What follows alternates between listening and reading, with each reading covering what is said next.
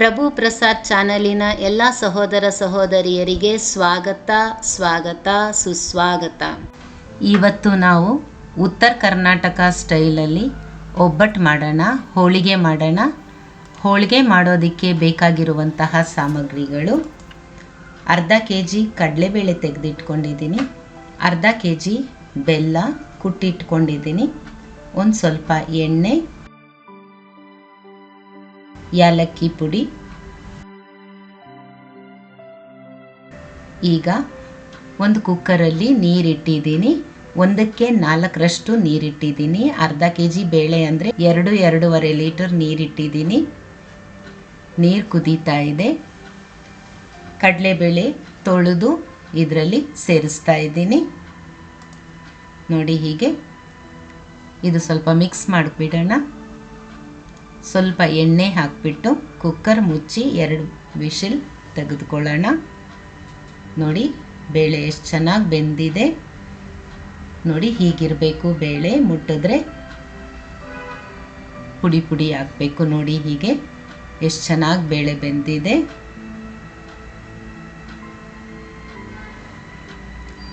ಈಗ ಇದನ್ನು ಶೋಧಿಸ್ಕೊಂಬಿಡೋಣ. ಬೇಳೆ ಬೇರೆ ಕಟ್ಟು ಬೇರೆ ಮಾಡ್ಕೊಂಬಿಡೋಣ. ಈಗ ಅದೇ ಕುಕ್ಕರಲ್ಲಿ ಬೆಂದಿರೋ ಬೇಳೆ ಹಾಕ್ತಾ ಇದ್ದೀನಿ.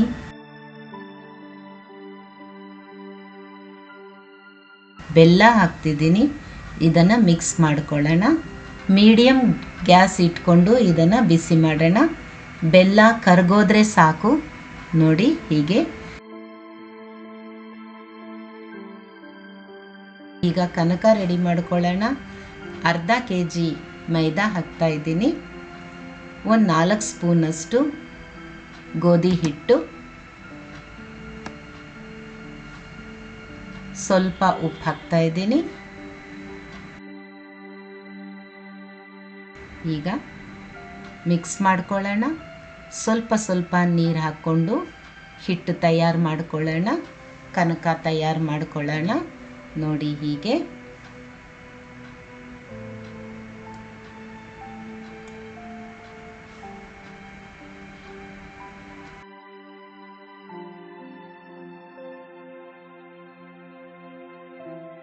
ಸ್ವಲ್ಪ ಎಣ್ಣೆ ಸವರಿಬಿಟ್ಟು ನೋಡಿ ಹೀಗೆ ಚೆನ್ನಾಗಿ ಮಿಕ್ಸ್ ಮಾಡ್ಕೊಳ್ಳೋಣ. ನೋಡಿ ಇಷ್ಟು ಮೆತ್ತಕ್ಕಿದ್ರೆ ಸಾಕು. ಈಗ ತಟ್ಟೆ ಮುಚ್ಚಿ 1 ಗಂಟೆ ಟೈಮ್ಗೆ ರೆಸ್ಟ್ ಇಡೋಣ. ಈಗ ಹೀಗೆ ಏಲಕ್ಕಿ ಪುಡಿ ಹಾಕ್ತಾ ಇದ್ದೀನಿ. ಇದನ್ನು ಮಿಕ್ಸ್ ಮಾಡಿಕೊಂಡು ಮಿಕ್ಸಿ ಜಾರಲ್ಲಿ ಸ್ವಲ್ಪ ಸ್ವಲ್ಪ ಹಾಕ್ಕೊಂಡು ಮಿಕ್ಸಿ ಮಾಡ್ಕೊಳ್ಳೋಣ. ನೋಡಿ ಹೀಗೆ ಇರೋ ಬೇಳೆನೆಲ್ಲ ಹೀಗೆ ಮಿಕ್ಸಿ ಮಾಡ್ಕೊಳ್ಳೋಣ.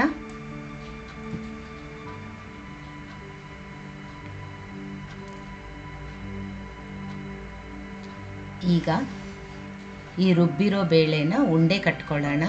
ಹೀಗೆ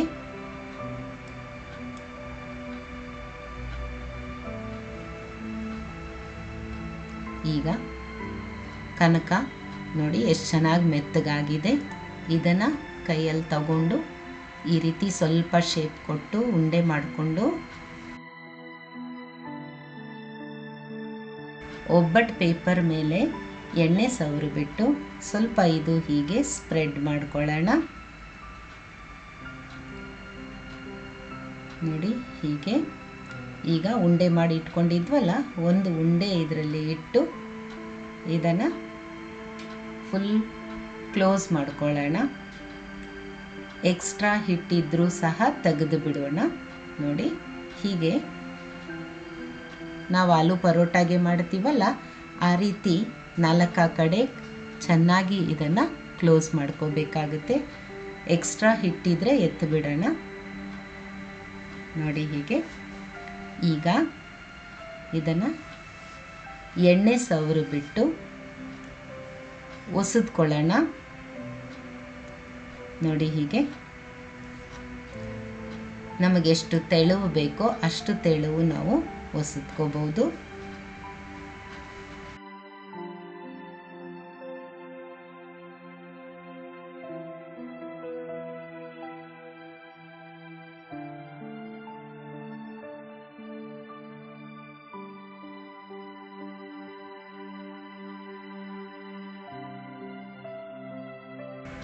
ನಾನು ಹೆಂಚು ಬಿಸಿ ಮಾಡೋಕ್ಕೆ ಇಟ್ಬಿಟ್ಟಿದ್ದೀನಿ.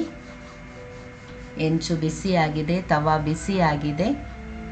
ಈಗ ಸ್ವಲ್ಪ ಎಣ್ಣೆ ಇದಕ್ಕೆ ಸವರಿಬಿಟ್ಟು ಹೆಂಚಿನ ಮೇಲೆ ತವಾ ಮೇಲೆ ಹಾಕ್ತಾ ಇದ್ದೀನಿ. ನೋಡಿ, ಹೀಗೆ ನಿಧಾನವಾಗಿ ಹೀಗೆ ತೆಗೆದುಕೊಂಡ್ಬಿಡೋಣ ಪೇಪರ್. ನೋಡಿ, ಇದು ಮೀಡಿಯಮ್ ಫ್ಲೇಮಲ್ಲಿ ಮಾಡಬೇಕು. ಫಾಸ್ಟಲ್ಲಿ ಇಟ್ಟರೆ ಸೀದೋಗುತ್ತೆ. ನೋಡಿ ಎಷ್ಟು ಚೆನ್ನಾಗಿ ಒಬ್ಬಟ್ಟು ಕಲರ್ಫುಲ್ಲಾಗಿ ಇದೆ, ಎಷ್ಟು ಚೆನ್ನಾಗಿ ಬಂದಿದೆ. ಈಗ ನೋಡಿ, ಇದನ್ನು ತಟ್ಟೆಯಲ್ಲಿ ತೆಗೆದು ಬಿಡೋಣ.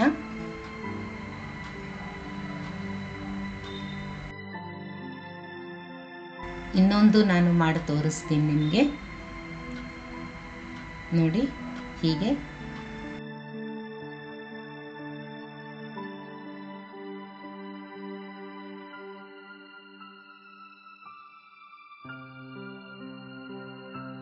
ಉಳಿದಿದ್ದ ಉಂಡೆಗಳನ್ನು ಸಹ ಹೀಗೆ ಮಾಡ್ಕೊಂಡ್ಬಿಡೋಣ.